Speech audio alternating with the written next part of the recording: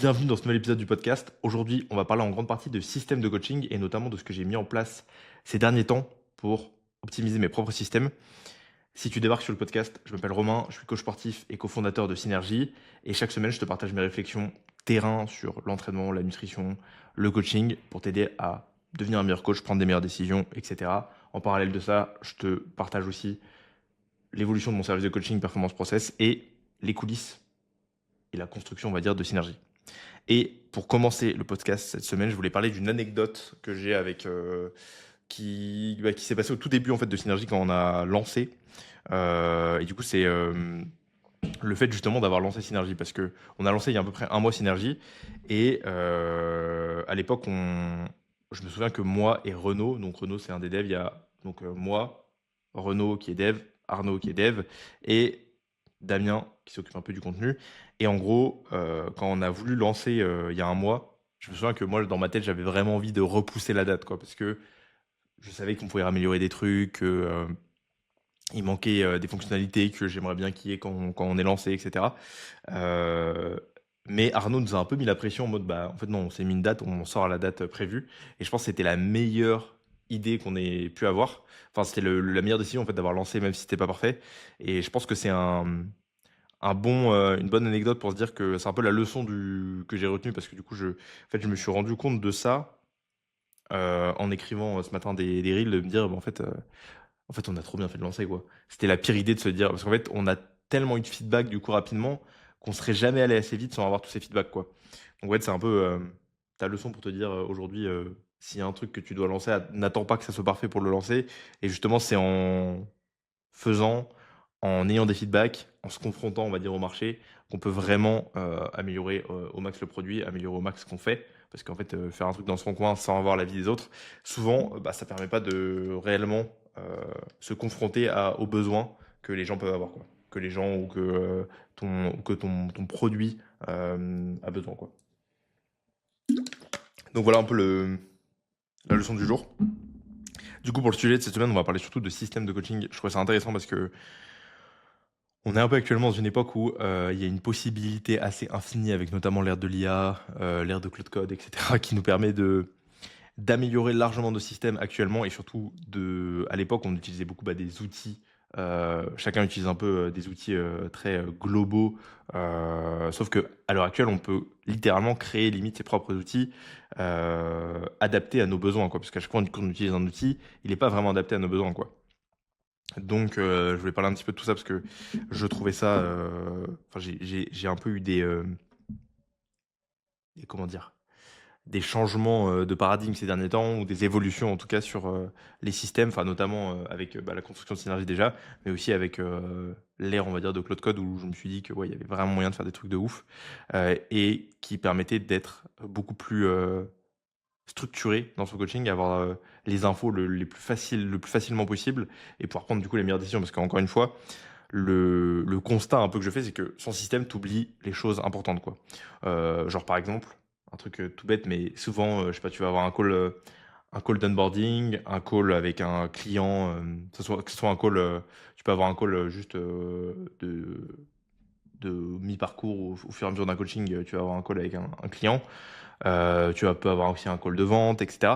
Et souvent, tu vas prendre des notes pendant le call, et ça va un peu te détourner finalement de ce que la personne est en train de vraiment te dire. Ça enlève un peu cette connexion aussi qu'on peut avoir avec la personne et on écoute forcément moins bien, ce qui va amener potentiellement à prendre des mauvaises décisions. Et souvent, c'est des notes qui sont inexploitables parce que tout simplement, bah, écrire trois mots, parce qu'en fait, on est en train d'essayer d'écouter la personne en même temps, etc. Donc, c'est un peu un problème, un assez gros problème qu'on peut avoir. Et du coup, on repose beaucoup de trucs sur notre mémoire, quoi. Et on perd beaucoup de ce qui est dit. Euh, donc ouais, ça c'est, je pense, le premier problème. Et le second problème qu'on peut avoir avec ça, c'est aussi le fait d'oublier des choses. Je pense que, dépendant de combien de clients tu as actuellement, mais quand tu as pas mal de clients, je sais pas, tu es à la salle, tu reçois un message sur WhatsApp. Alors tu vas peut-être devoir le noter, un message sur WhatsApp d'une action que tu vas devoir faire peut-être plus tard. Alors soit tu mets le message WhatsApp en non lu, mais on sait que WhatsApp et non lu, ça marche pas très bien. Donc tu peux te retrouver très facilement à oublier des infos, oublier une correction d'exécution, oublier un truc. Et ça, déjà pour la valeur perçue de ton coaching, c'est pas ouf. Et pour la déception que peut avoir ton client, bah, ça peut vraiment être un peu un red flag, quoi. Donc pour éviter ça, avoir un système, c'est trop bien. Il faut se dire que, étant donné que le coaching, c'est un peu de la prise de décision répétée dans le temps, si t'as pas de traces, genre par exemple d'un call que tu as pu faire mois 2 avec une personne, tu refais un call mois 6, si tu as eu zéro trace du mois 2, bah, potentiellement tu auras peut-être oublié la moitié des infos, surtout si tu coaches pas mal de gens, ta capacité à stocker de l'information, elle est quand même limitée, quoi. Donc avoir des traces, c'est hyper important. Sinon, tu vas prendre des décisions un peu à l'aveugle, ou en tout cas, tu vas manquer de contexte pour prendre des bonnes décisions. Et surtout, plus tu vas avoir de clients, plus ça va devenir un problème. Parce que plus tu vas oublier des choses parce que tu auras un besoin de stocker de l'information qui est énorme. Donc c'est pour ça qu'avoir un bon système pour prendre de l'info et pour garder de l'info, c'est vraiment une bonne chose. Et d'ailleurs, c'est un point qui est prévu dans le développement de Synergie, on en parlait du coup avec Tanguy. Si tu écoutes le podcast, Tanguy, t'es un boss. Mais du coup, Tanguy, on parlait d'avoir un bloc-notes, en fait, avec des sections, notamment, qu'on pourrait trier par exemple, euh, ça pourrait être comportement, mental, ça pourrait être objectif, ça pourrait être douleur, etc. Pour chaque client, en fait, avoir une fiche spécifique qui nous permettrait, en fait, un peu à la Notion, mais qu'on pourrait garder dans Synergie, parce que le but de Synergie, encore une fois, à terme, hein, c'est de tout centraliser au même endroit. Donc, d'avoir les infos, par exemple, clients qui soient dans une fiche pour qu'on puisse les retrouver, en fait. Et ça, c'est un énorme plus. Parce que par exemple, moi, des gens qui ont des douleurs, ça peut m'arriver de noter beaucoup de choses sur la douleur et noter notamment l'endroit exact, l'intensité de la douleur, qu'est-ce qu'est la description de la douleur réelle pour avoir en fait et pour garder ça en stock. Et actuellement, je le fais dans Notion, mais c'est vraiment pas l'idéal, quoi. Et donc, ce serait un peu l'idée d'avoir ça pour vraiment garder les infos et pouvoir même, bah, si je fais un call avec un client, qu'il qu'il voit aussi que bah ok, j'ai toujours de l'info sur toi, je sais qu'il s'est passé ça à cet instant-là, donc tu as un passif. Donc ça, je pense que c'est très important. Et du coup, qu'est-ce que j'ai mis en place concrètement actuellement? Parce que bon, c'est bien beau de parler des problèmes maintenant.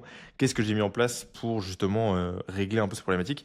Le premier point que j'ai utilisé, donc moi déjà, j'utilise plus Notion maintenant pour m'organiser depuis que j'ai découvert Linear. Du coup, Linear, c'est un peu comme Notion, mais c'est beaucoup plus pour les devs. J'utilise beaucoup Linear. Je trouve que c'est beaucoup plus visuel que Notion. Bon, beaucoup de gens, je pense, diront que ça ressemble, c'est un peu la même chose. Moi, je trouve que c'est un peu mieux foutu. En tout cas, ça matche mieux avec ma façon de je sais pas, le design, en tout cas, ça matche mieux avec moi.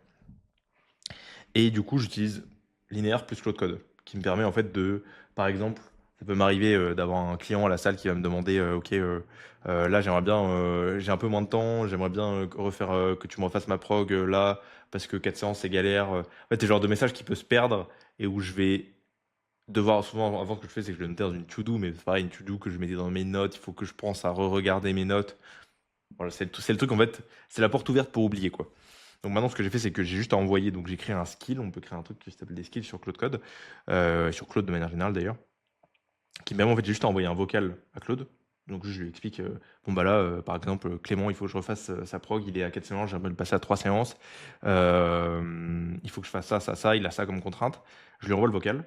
Et il va me créer du coup bah, un ticket, on appelle ça dans Linear, mais il va en gros me créer un peu une to-do dans mon espace linéaire qui est un peu un espace d'organisation où on va avoir un peu les tâches à faire, les tâches planifiées. Il y a un truc qui s'appelle le backlog où on va pouvoir un peu garder les idées. Donc pareil, des idées de contenu, des idées pour améliorer ton service de coaching, etc. Enfin, tu peux vraiment faire vraiment comme tu veux.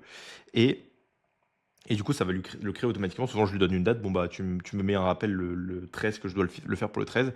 Et linéaire, c'est un truc que je check tous les matins. Parce que, bah, en fait, c'est là où il y a toute mon organisation, que ce soit avec Synergie, avec. Et donc, ça me permet de pouvoir en ne rien oublier. Quand, par exemple, j'ai pas le temps, même après un call, j'ai eu un call avec une cliente il y a pas longtemps, j'avais pas le temps après de directement m'occuper des changements qu'on devait faire. Bah, du coup, je l'ai noté, je lui ai envoyé un vocal parce que je vais aller à la salle. Et voilà. En fait, ça m'évite d'oublier des choses qui sont pour moi très importantes, quoi. Donc, et ça, c'est ultra simple à setup, quoi.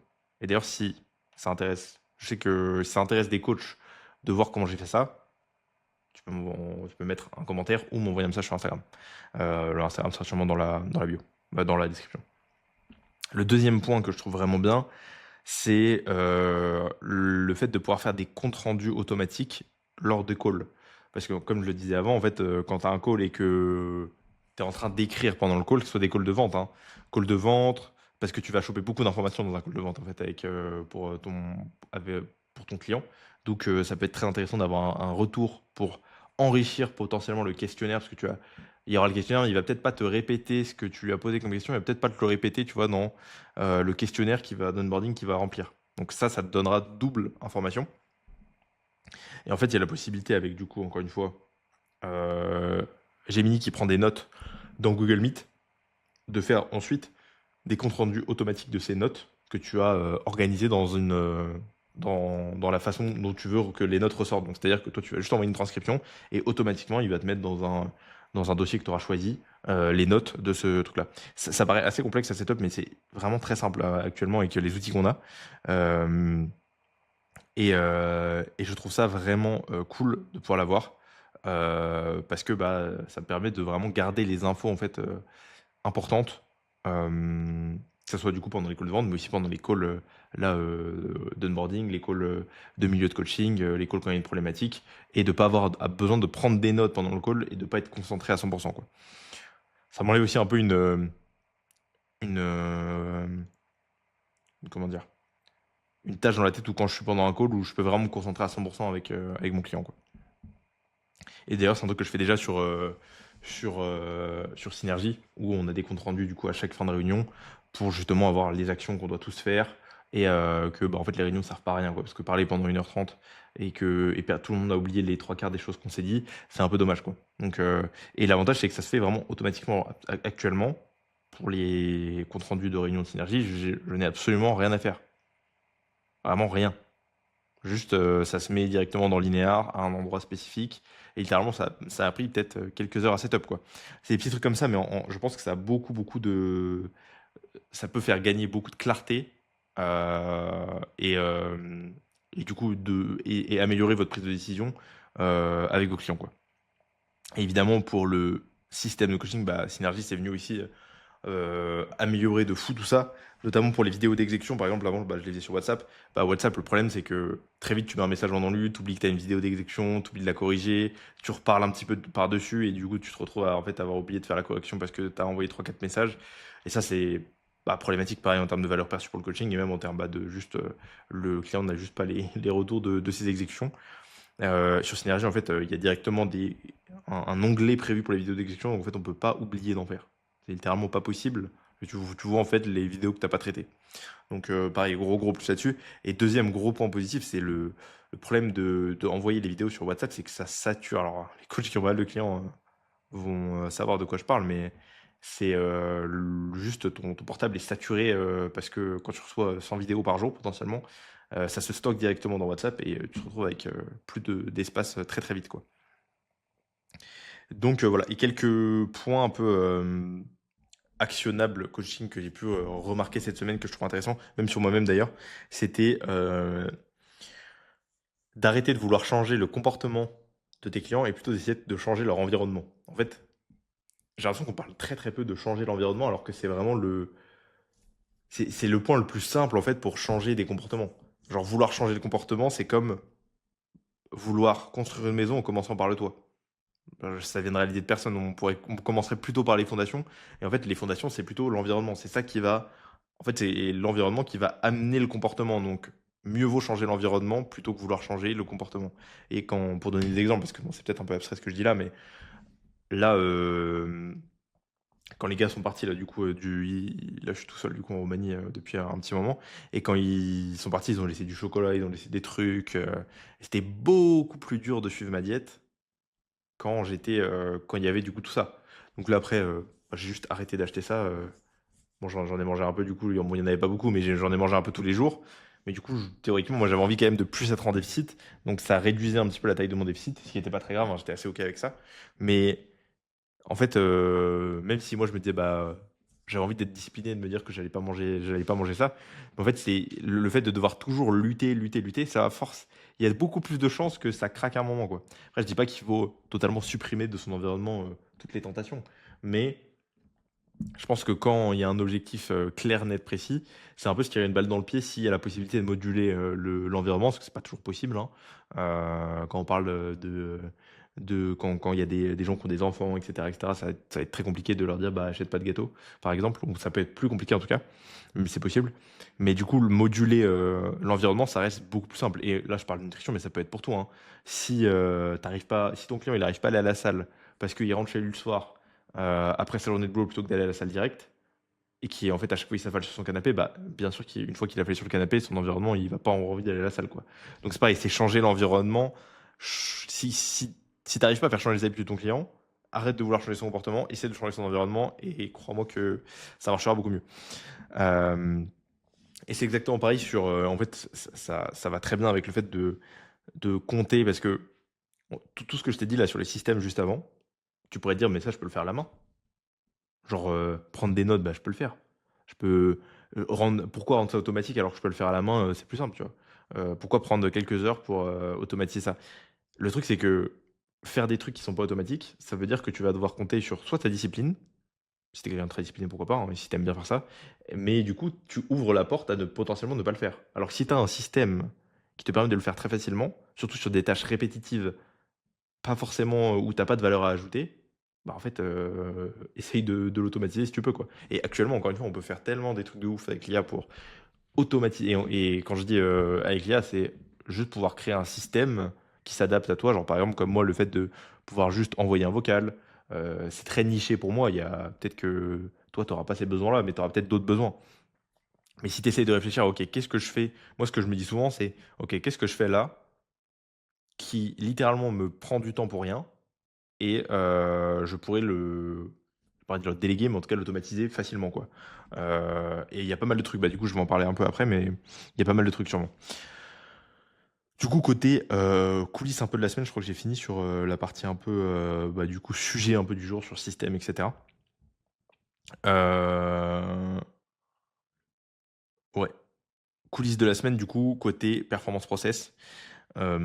J'ai pas eu beaucoup de temps de faire beaucoup de choses cette semaine et j'ai eu, bah, surtout des calls avec des prospects et des onboarding avec, des nouveaux clients donc c'est clairement ma priorité dans ce genre de semaine-là. Bah, du coup, j'ai eu un peu de frustration cette semaine de j'aurais bien aimé en faire plus. Après, j'ai eu beaucoup de choses ici sur Synergie et du coup, ça m'a un peu donné la leçon de, bah, j'ai 2 projets en parallèle donc il y a un moment où j'étais un peu en train de me dire mais enfin ça me saoulait de ouf de pas avancer assez vite mais d'un côté, je passe un peu mon temps à bosser actuellement donc je peux pas vraiment faire plus. Même s'il y a toujours moyen d'optimiser évidemment, la productivité que je peux faire, parce qu'au-delà du temps passé à bosser, il y a aussi la productivité, c'est pas juste le temps, quoi. C'est le temps plus la productivité dans ce temps-là, quoi. Donc ça, c'est toujours améliorable, hein. Mais du coup, j'accepte quand même assez bien maintenant de prioriser, le fait que, bah, il y a des fois, en fait, où je peux pas faire tout ce que j'aimerais faire, mais parce que j'ai juste priorisé d'autres trucs. J'ai eu des calls qui se sont mis par-ci par-là. Je vais avoir un onboarding à faire un peu plus rapidement, un call parce qu'il y a un client qui a un problème cette semaine, donc je vais devoir.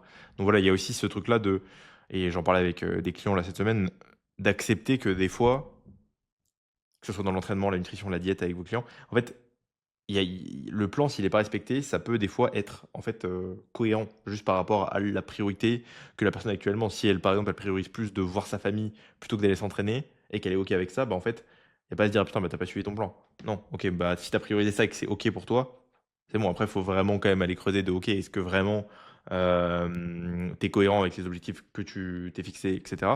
Mais moi, il y a toujours quand même un peu cette frustration de ne pas en faire assez, quoi. Mais il faut quand même garder en tête tout ça.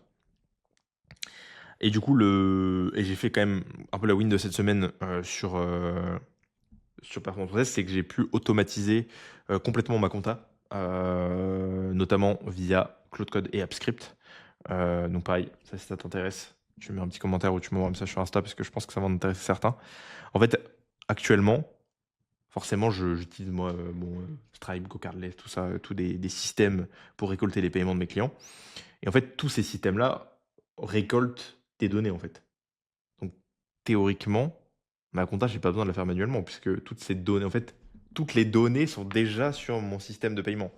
Hem et donc du coup, j'ai juste, réfléchi à comment je pouvais faire ça pour gagner vraiment beaucoup de temps et de clarté parce que tout simplement, j'ai plus besoin, bah, de remplir à la main, quand un nouveau client rentre, combien de temps il a d'engagement et cetera et cetera. Tout ça se fait manuellement, enfin, se fait automatiquement, pardon.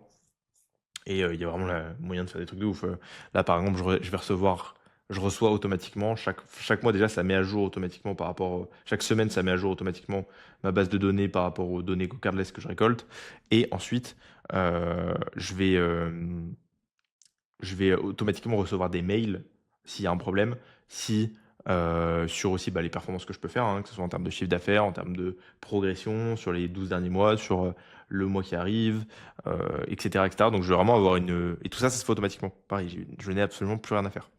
Donc juste vérifier, que, bah, quand je reçois un mail, si ça marche pas, je reçois un mail pour me dire que ça y a eu un problème, quoi. Donc c'est aussi très safe. Donc ça, c'est un peu un gros plus parce que j'y passais quand même un peu de temps, chaque mois. D'automatiser tout ça, enfin du coup, faire ma compta et c'est pas une tâche que j'aimais particulièrement faire donc si je peux, l'automatiser, c'est quand même plus cool. Donc c'est un peu la win de cette semaine, donc plutôt content là-dessus. Côté synergie, il y a eu pas mal de trucs très, très cool cette semaine. Il y a eu l'ajout notamment de Supademo pour présenter l'app mobile en call de vente. Donc Supademo, c'est un, logiciel, on pourrait dire, ouais, c'est un logiciel qui permet en gros de, créer des démos d'une application, que ce soit une app mobile ou une app web, pour expliquer en gros comment ça fonctionne, et cetera. Donc là, j'ai fait la partie app mobile. D'ailleurs, il y aura le lien en description si ça t'intéresse d'aller voir un peu à quoi ressemble l'app mobile Synergie et la présentation qu'on a pu faire. Donc ça, c'est un gros plus. On a eu beaucoup, beaucoup de gens qui ont vraiment aimé parce que du coup, bah là, la problématique qu'avaient les coachs actuellement, c'est que, et que j'avais moi aussi, hein, j'arrivais en call de vente avec des prospects et en fait, je savais pas comment leur présenter Synergie, quoi. Je leur montrais la partie web app, mais la partie web app, c'est la mienne, quoi. C'est la partie coach. Il y a une partie app mobile client qu'on peut pas vraiment montrer directement depuis le PC, quoi. Parce que, ou sinon c'était vraiment une belle galère pour le faire. Donc du coup, le fait de faire une démo comme ça, c'est vraiment très cool du coup, ça sera accessible pour tous nos coachs, pour qu'ils puissent, bah, présenter l'app et présenter, bah, juste l'outil sur lequel ils vont travailler avec, le prospect et bah, pour moi, c'était quand même très cool aussi, d'avoir ajouté ça. On a aussi, bah, du coup, il y a eu la première newsletter de Synergie, pour un peu parler des nouveautés, de vers où, on se dirige et cetera. Donc ça, c'était très, très cool. Heu et ça permet aussi d'ailleurs, Super Nemo, de voir aussi pour les nouveaux, coachs qui débarquent sur l'app et qui du coup ne connaissent absolument pas l'app, qu'ils puissent aller voir directement parce que moi la plupart des coachs que j'ai en call, ils me disent: «Bah moi j'aime bien mon système déjà, sur Google Sheet ou, sur ce genre de choses, mais moi j'aimerais bien que ce soit plus simple pour mes clients, quoi». Donc le fait qu'ils puissent voir un peu l'expérience que vont avoir les clients, bah, je pense que c'est un gros plus, quoi. On a eu une réflexion cette semaine, du coup j'ai eu un call avec, Antoine, je sais pas s'il a écouté le premier épisode, je sais pas s'il écoutera celui-là, mais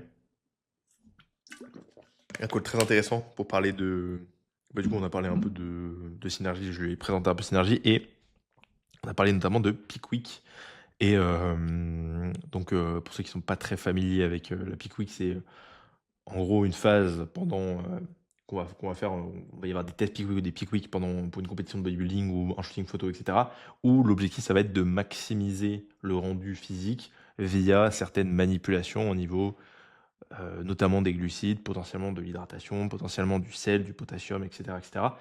Et pour tout ça, on a besoin de prendre des données.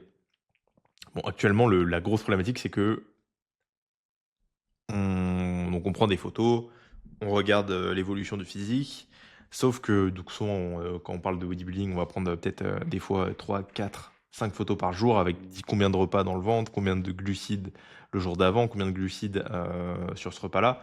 Et ça, c'est plein de données. Et moi, je me rends compte en fait que c'est très compliqué en fait de comparer une photo de peak week et se dire: «OK, là le physique est mieux, là le physique est moins bien», en ayant toutes les données en tête. Ou sinon, il faut vraiment, avoir les photos à côté, après avoir les données. Donc c'est vraiment assez mal foutu pour, avoir toutes les données et prendre les bonnes décisions. Et ce que je me suis dit, c'est que le truc, qui serait incroyable, c'est en fait quand le client met ses photos, qu'on puisse avoir en fait toutes les données à côté des photos, quoi. On aurait les photos l'une à côté de l'autre et on aurait, OK, combien de glucides la personne a mangé, depuis les photos, enfin depuis, qu'elle s'est réveillée. Combien de glucides total sur la journée finalement là depuis le début. Combien de grammes de sel sur la journée. Combien de grammes de sel au dernier repas là, c'était je crois que j'avais mis, parce que je pense que du coup ça c'est jour il y aurait les infos du coup du jour même, donc glucides depuis le réveil, glucides total sur la journée, sodium, au dernier repas. Est-ce qu'il y a eu du pump? Hem, c'était quoi la dernière séance, il y a combien de jours? Et cetera, pour avoir vraiment du contexte en fait sur la photo et pouvoir les comparer et du coup en dessous, il y aurait aussi une liste déroulante avec qu'est-ce que la personne a fait jour, J-1, J-2, J-3. Et là, on aurait les photos qu'on peut comparer juste à côté avec tout le contexte important, donc sodium, potassium des derniers jours, etc. etc. Euh, et qu'il y ait genre aussi les heures où les photos ont été prises, qu'il y ait que quelques champs à remplir côté athlète pour que ce soit pas trop galère, donc 5-6 champs, parce qu'il faut aussi se dire qu'un athlète en prep, s'il a 10 champs à remplir, je crois qu'il met des photos, c'est infernal. Donc c'est vraiment trouver le juste milieu. Et on pourrait aller récupérer, du coup, on pourrait récupérer le sodium et le potassium directement depuis la nutrition, parce qu'on a la Tapsiqual dans Synergie, et ça permettrait du coup d'avoir des une comparaison de photos de Pickwick, mais incroyable quoi. On pourrait dire, ok, là on aurait des vraies données, on se dit, ok, je vois avec combien de grammes de glucides, combien de grammes de sel, à quel moment de la journée le mec rend le mieux quoi. Donc ça serait, je me dis que là, donc là c'est un truc qui est prévu de développer ça rapidement. J'ai déjà fait le ticket et tout, passé plusieurs bonnes heures et demie, je pense, à réfléchir à comment bien structurer tout ça. Et du coup, là, je me vois déjà préparer mes athlètes et avoir la possibilité d'avoir ça. C'est incroyable, c'est incroyable. Ça va, bah, c'est un peu une, pas dire de révolution, mais presque quoi. Donc très très hâte de voir un peu tout ça. Et c'est aussi tout l'intérêt d'École Démo, encore une fois, hein, c'est que ça me permet vraiment de voir la vision de plein de coachs différents, prendre le meilleur et le traduire aussi. Le fait que je parle le même langage que beaucoup de coachs, bah, ça me permet de traduire ce qu'ils me disent et après moi de le traduire pour que les devs le mettent, rentrent dans ma tête et puissent le mettre en pratique. Donc ça rend un truc très cool. Il y a eu un gros truc aussi cette semaine, c'était le début du travail avec l'équipe du UX Design. Donc je crois que j'en ai parlé dans le dernier podcast, mais on a commencé à bosser avec Jujote, une boîte du UX Design qui va nous permettre du coup d'optimiser un petit peu la friction sur l'application. Donc que ce soit la friction au niveau des parcours utilisateurs, des parcours en tant que coach, les onglets où ils sont placés, les boutons où ils sont placés, les couleurs, le contraste, etc., etc., pour rendre l'app la plus appréciable possible, la plus belle, la plus utilisable et la plus simple d'utilisation, la plus logique. Donc très cool. C'était vraiment assez intéressant. J'ai passé plusieurs heures du coup en call avec eux pour justement leur expliquer réellement les besoins qu'on pouvait avoir en tant que coach. Donc c'était très cool. On a aussi ajouté un système de popularité sur les aliments. Ça, c'est un énorme plus aussi. C'est-à-dire que maintenant, plus des aliments vont être utilisés, plus ils vont monter haut dans les recherches et donc plus ils vont être faciles à être trouvés. Ce qui va être très cool, surtout qu'on utilise des tables, notamment le Tapsiqual, où c'est des termes un peu complexes des fois, et où du coup le fait d'avoir que les aliments les plus utilisés remontent, ça va rendre la recherche beaucoup plus simple, notamment pour les gens qui n'ont pas l'habitude d'utiliser ce genre de base de données. Au niveau des revenus, on est passé à 1400 euros de prévu, en tout cas, même je crois 1500 à l'heure où je parle là. Donc ça, c'est s'il y a zéro churn. Actuellement, le churn est très très bas, c'est-à-dire le nombre de gens qui partent après avoir testé. La plupart des gens qui partent, c'est parce que soit ils ont, en tout cas tous les retours que j'ai eu, soit ils ont pas eu le temps de la prendre en main, soit ils ont en gros, pas l'utilité actuellement, ils voulaient juste tester l'app, ils ont moins de 1 ou 2 clients et ils développent pas vraiment encore leur coaching. Donc plutôt des très bons retours vis-à-vis de ça. Donc ça fait plutôt plaisir. Donc voilà un peu la semaine. Là du coup semaine prochaine, bah, du coup ce qui est prévu c'est un peu la partie volume, la partie peak week et la partie volume d'entraînement. Donc essayer d'optimiser la partie volume comme je le disais plus tôt, c'est-à-dire et il va y avoir aussi tout le taf parce que l'UX design actuellement ce qu'on fait c'est surtout un audit, hein, donc il va y avoir tout le taf une fois qu'on aura eu tous les feedbacks de l'UX design, de les mettre en pratique, donc ça va être un gros boulot aussi. Donc ouais, les semaines prochaines vont être encore bien chargées, mais ça évolue dans le positif, donc c'est très cool. Et, ouais, du coup, ouais, le volume d'entraînement qui va être aussi amélioré au niveau, je crois que j'en avais parlé sur notre podcast, mais avec un être humain en 3D, du coup, qui serait avec les différents groupes musculaires et avec des couleurs qui seraient plus ou moins intenses en fonction de le groupe musculaire les plus ou moins travaillés.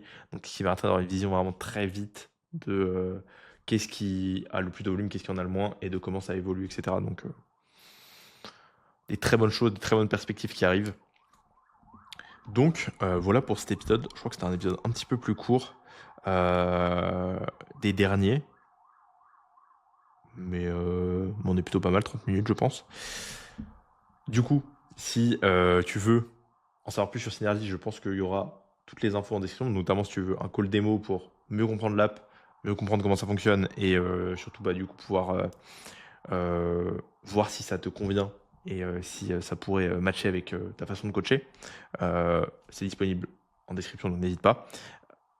Si tu es intéressé pour du coaching, il y aura aussi le lien en description et si tu veux voir l'application mobile de Synergie, il y aura aussi le lien en description de Supa Démo pour que tu puisses un peu checker tout ça et voir si ça pourrait aussi être intéressant potentiellement pour tes clients et si ça peut les aider, à tout simplement, avoir un système, plus simple pour que toi tu puisses avoir les meilleures données possibles, prendre les meilleures décisions en tant que coach.